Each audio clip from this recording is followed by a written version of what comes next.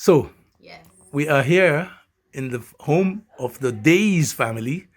We just interviewed with Mrs. Natalie Days, and here is her daughter Sarah. Hello. Now, your mom told us that she was supposed to go to Sierra Leone in 1989 until something happened. Yes, I was ready to be here. That's It right. was time for me to be here, so they did not make that trip. Uh huh. But I think it's very meaningful to all of us, for all of us to be able to go 30 years later. I Yes. just turned 30 in October, Uh so huh.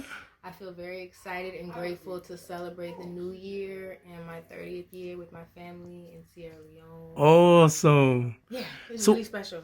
so I want to ask you a couple of questions. Number one, I mean, it's not a question, but for you to probably tell us a little bit about what you've been doing in the Gullah world. I know you've been, since you were born, you've been in this business because your mom and dad have been historical teachers about this Gullah culture across the country.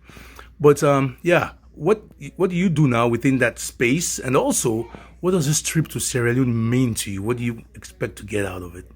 Well, I will say that even though I grew up in Beaufort County, grew up with my parents, grew up in a family that performed on the television show Gullah Gullah Island, I did not realize that I was Gullah until college, until undergrad, when I started taking African American Studies classes and really started to recognize my own place in history and recognizing the significance of the stories and my family and my community. I remember riding back from campus to home, I think during spring break with my dad, and one day looking at him and being like, "Oh my God, Dad, if you are Gullah, that means I'm Gullah too." Like, Your like dad told that 18, story. 19. Your dad told me that story. Yeah, so yeah, definitely. I mean, I felt really validated when I started taking those courses and taking courses that focused on our history and made it so that it mattered to me. We talked about the history that we existed in, made it so that we understood that we were here this whole time, that our history, one, did not start during slavery, but that slavery wasn't some minuscule thing that just happened over there that didn't impact the whole country and the rest of the world. So since then, or since undergrad, I've gotten my master's in public history, and I do historical interpretation, cultural history interpretation, and I work with the Slave Dwelling Project. I used to work with McLeod Plantation Historic Site and give tours on the plantation. And I am now working at the Charles Joyner Institute for Gullah and African Diaspora Studies. I'm very excited about that. My focus and passion is womanism and Afrofuturism. And I believe very strongly that Gullah Geechee culture and people and history is Afrofuturism in praxis. It is the practice, it is the application, the lived experience of Afrofuturism is our identity. And so going to Sierra Leone feels very special because I remember reading Malidoma Somé of Water and Spirit, and he's not Sierra Leonean, of course, but West African, and he talked about West African cosmology and obviously ancestor reverence and going into your past lives and rituals and rites of passage, and all of that felt like what I was reading Afrofuturism to be. So it feels like going back home to this ancestral space to see the sort of non-linearity of time and see the circle and feel the loop and the infinity feels really special. And I already knew that we were magic, but it feels very validating and affirming to see the magic there. So over and beyond what you said, I also know that you'll be looking into a study abroad program. Do you have any lights to share on that? No, it's going to be a work in progress, but I'm very excited to be at Coastal Carolina and working with the college students on the campus, getting people interested and involved in the African Diaspora Studies program, as well as the Gullah and African Diaspora Studies Department and Institute. And so I'm very excited to create space to move students back and forth throughout the diaspora and create coursework and just get Black people excited about being Black and going home and feeling as expansive as we are and as timeless as we are and as powerful as we are. And, it's really exciting. Yeah. Yes. Thank you so much for your time. Thank you. The whole country awaits your arrival. You can count on that. And yeah, we're going to have fun. We're going to learn a lot. And we're going to develop a course. At least we're going to put the foundation together in terms of that. I claim it. Ashe. All right. Ashe. this trip is meaningful in many ways because I grew up hearing about a relative, an ancestor who had been recorded as someone who was kidnapped out of her yard in Africa and brought to Brook Green Plantation. So going back to Africa with that story in mind, I'm very interested in looking at ways that that ancestor brought from Africa. I want to look at the things that we take back to Africa.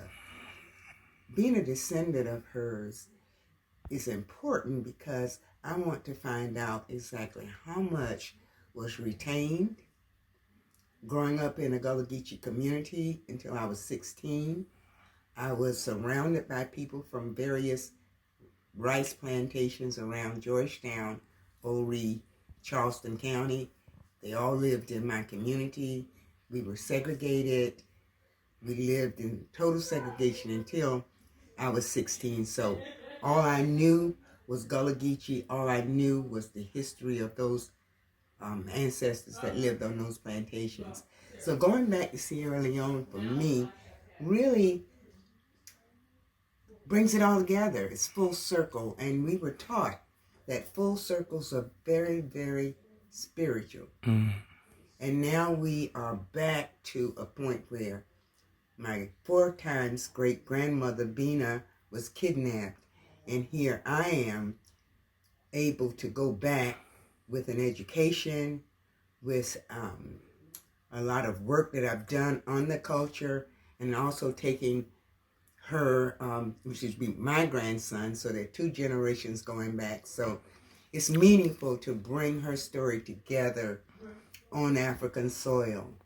So my topic is toting Brook Green Plantation back to Africa.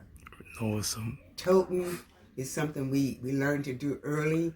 We didn't know that it was an African word, related word when we were growing up, but we always would tote things, carry things. My work started in probably when I was in 3rd grade. There was a 3rd grade trip to Brook Green Gardens, and I had heard about Brook Green Plantation all of my life, and I bragged about it with my 3rd grade class that we were going back to Brook Green, thinking that they were going to be talking about me and my ancestors, and I found out that they were not even acknowledging the people that I had heard about, Ben O'Ree, Hager Brown, people that were my family members. I didn't know at the time that they were in the ex-slave narratives, but these were names that were very well spoken of, and I didn't hear one word about it.